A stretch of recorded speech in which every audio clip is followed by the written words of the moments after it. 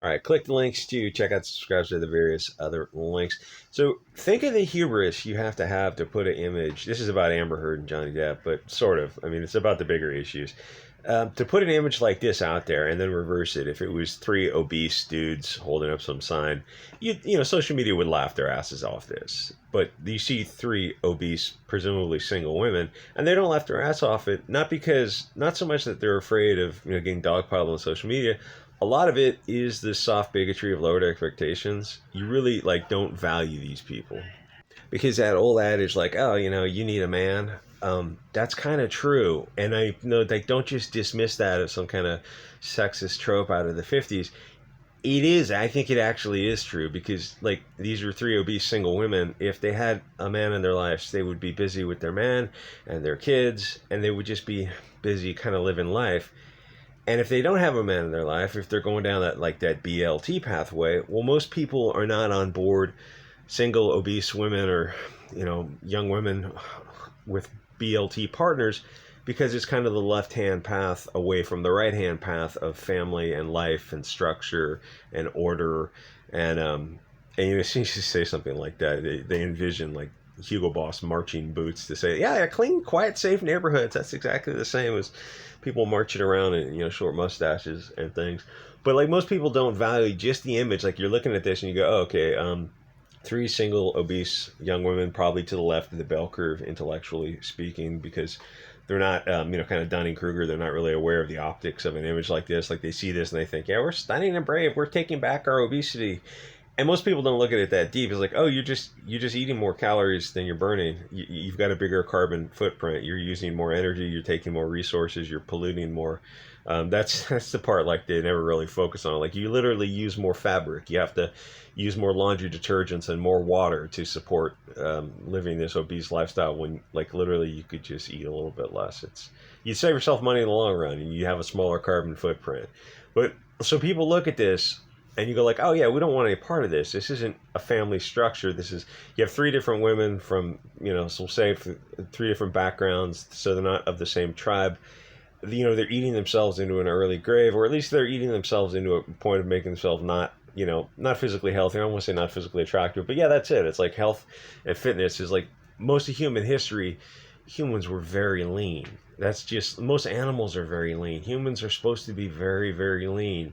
And this isn't just like a couple pounds overweight. This is, you know, these people are like 50 pounds of just pure fat, just carrying around that fat. And they go, oh, we have something to say. It's like, we don't exactly value you because, not because just you're presenting this slovenly appearance, but kind of, I mean, there's kind of a thing like you value people who are disciplined and ordered and structured and who are like taking part in the full experience of life. And these people look pretty young to me, at least under 30. Like when you're this age, you shouldn't be this fat. You should be running around, hiking and playing basketball and playing soccer and jogging around and taking the stairs. You should be active. And like, no, you're not going to convince me that 200-pound women are active. These are very, very obese people. They're not going for hikes. No, I go hiking all the time. You don't see obese people hiking. And if you do, they're not going to be obese for long. That weight, the hills just magically take the weight off. And even walking around the dog at night, it's like there's no obese people walking. They just don't. Anyway, so like think of the optics of an image like this. You know, they saw this image and they probably put it out there, and they're so proud of themselves for something this. Like you guys really got to look up the Dunning-Kruger effect. Anyway, so believe all women, which kind of begs a question: why would I believe all women? I mean, is that just a blanket statement?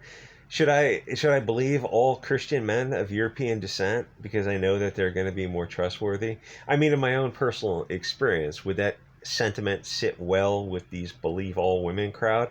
Logically, it has more support to the proposal if they have a religious dogma that supports veracity as a part of their religion, and other religions don't have that dogma, then logically it would lend weight to the argument that Christians are more trustworthy than non-Christians And in my experience, people of your tribe are going to be more honest the closer they are.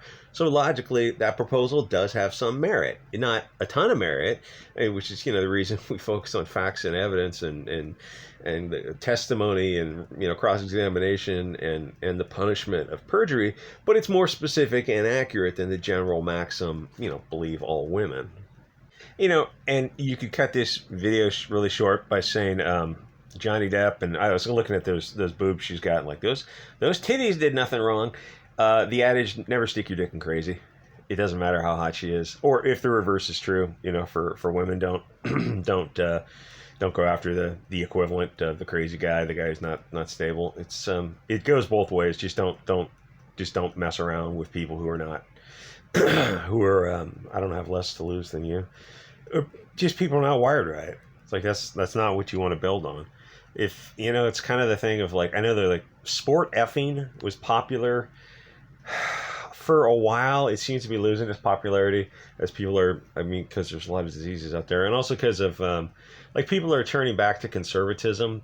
I realize like the concept of pair bonding and that kind of stuff, but like really the other adage is don't go banging something. When you're in your 20s and you're just a whore. For both sexes, like you don't bang somebody if you keep that thing in mind that you wouldn't want to be a mom or dad with. And you go, oh, that's not what the 20s are for. It's just we're just gonna go out there and bang, bang, bang. You think about that now. I look back and I go, yeah, that wasn't the right way to go about it. Like I can look back with that a little bit of regret, and it goes, oh, you just when you're like 20, you just want to get laid as much as possible, and then you look back and goes, yeah, that's really not the right pathway. It's like you're thinking with your lower self as opposed to like if you just kept in mind, don't stick your dick in crazy and don't bang anyone who you wouldn't want to be a parent to your child. It's like you wouldn't have Amber Heards. Johnny Depp wouldn't be messing around with Amber Heards. Like, yes, it's better to be single than to be with somebody like Amber Heard. Find someone who some like good Christian woman who's going to church, or some based pagan ethno-nationalist type of girl who's doing whatever. But like, no, some Hollywood crazy actress. That's the last. Like, yeah, you're better off being single than being with a Hollywood actress. There's nothing. She brings nothing to the table. She brings money and good looks to the table, but it's not worth it. And people don't understand that. If you're thinking with your dick or whatever, you just don't understand that until you understand it. It's like, yeah. That short dopamine rush is not worth the hassle that comes with it. So women are half the Earth's population, and European Christian men are only like 1%. Doesn't it seem more likely that this specific group is going to be more honest than the 50%, the smaller group? My argument has got some logic behind it, at least more logic than just believe all women. I wonder if these feminist groups would respect my diversity of thought. The sisterhood is not more trustworthy than the brotherhood. There's going to be more trust the closer the tribe member is to you, but not by the sex of a non-tribe member. Not enough people will get on social media and just say, yeah, these ideas, this hashtag believe all women stuff, that's ridiculous. It's just an asinine, childish statement. What's the logic behind believe women? How is it different than believe Christian European men? People get really comfortable in having their stupid ideas not challenged on social media. So they put out stupid ideas and they block anyone who challenges them. And before you get a quick one-liner, remember, like, the comment section on these videos and on most YouTube videos are open. It's like our comments, our views get challenged all the freaking time. It's a whole different environment than the Twitter sphere where they don't. So like a Twitter sphere, the echo chamber just gets more and more ridiculous. Hashtag MeToo, time's up, except when all the men that they busted were left-wing Weinstein, Kevin Spacey types. They quickly dropped that campaign because it was taking aim at, I think, Al Franken, was that the guy's name, and Joe Biden. What does it mean when he's not credibly accused? So CNN says that Democrats are not credibly accused, but Republicans are. Okay, does it seem like CNN might be biased? What does it mean when a prominent woman's group says something based purely on emotion, something that is actually dangerous? Should we believe women in courts of law, in the family court system, in contract negotiations? What evidentiary weight should a woman's voice hold? Should the legal standard change? A different burden of proof? What if the woman is lying because she's mad at her opponent? Believe it or not, women actually lie all the time, which everyone knows. Everyone is capable of lying, which is why you don't say something so stupid as hashtag believe all men, which is why we have the concept of due process. The founding fathers were right on point with that. We ask for evidence. If you really believe women, you wouldn't need a legal system where their opponent was male. Whatever the woman claimed, you could just give her. A child knows this is ridiculous because he knows his mom lies, and she knows the mom lies, and she knows she lies.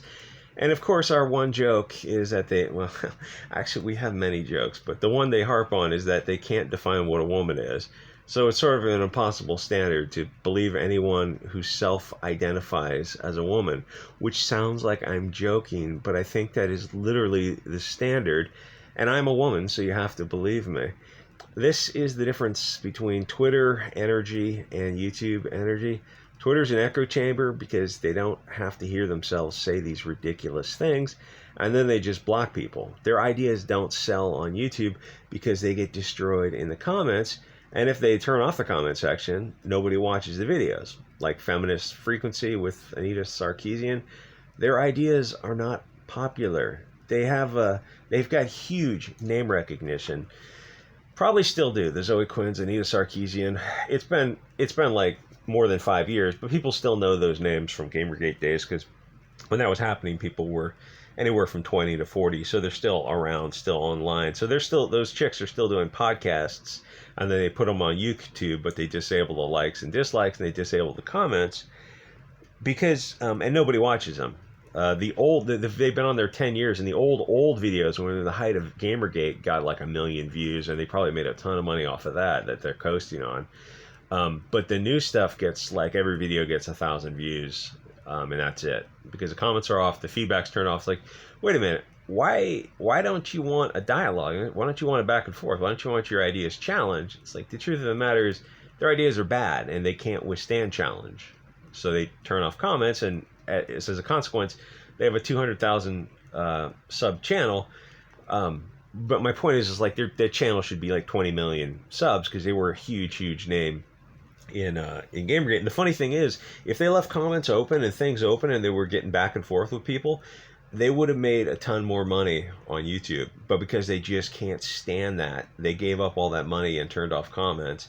And as a consequence, like nobody watches the channel. Like everyone knows the name and nobody's watching the channel. You gotta wonder, like, okay, it just seems like if you're getting 900 people on watching your videos, and you're this huge name, that doesn't make sense. There's something wrong with your ideas, and that's the brutal reality of the situation. Where you go on Twitter, and I don't know, Anita Sarkeesian on Twitter probably got like 500,000 to 1 million followers on Twitter. It's like, yeah, because Twitter you just click follow and you move on, and it doesn't mean anything. Where YouTube's a little bit different. Getting followers on YouTube and getting people like watch time on videos, you actually have to engage people. And Feminist Frequency is not like they're getting the views of a channel, 10% of the size. So something's not adding. They're probably even less than that because they're literally only getting like 900 views. Anyway, like, comment, subscribe, hashtag believe me because I said so. I identify as a truthful person. Like, isn't that just a childish argument? Oh, yes, you're right. You are right. Maybe we should ask for facts and evidence. Maybe that concept of due process has a point to it. Oh, is that why they invented it? So there weren't any more witch trials?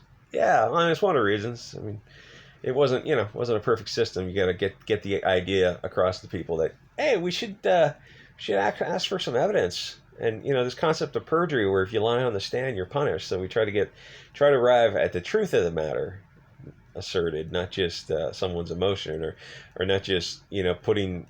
Somebody goes missing, so there's kind of like the weird autistic or alcoholic person in town who keeps to themselves and like, oh, we're just gonna delete this person because they're kind of weird, and they're like, oh, but then a month later another child went missing.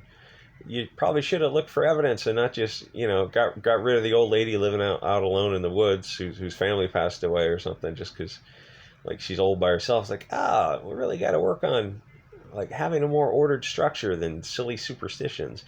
And we've kind of gone back to silly superstitions. I hate to say the 19th. No, I mean, the 19th was definitely a mistake. But that concept of, honestly, you really should believe men over women. I don't know if I can say that on YouTube, though. Anyway, like, comment, subscribe. See you guys next episode.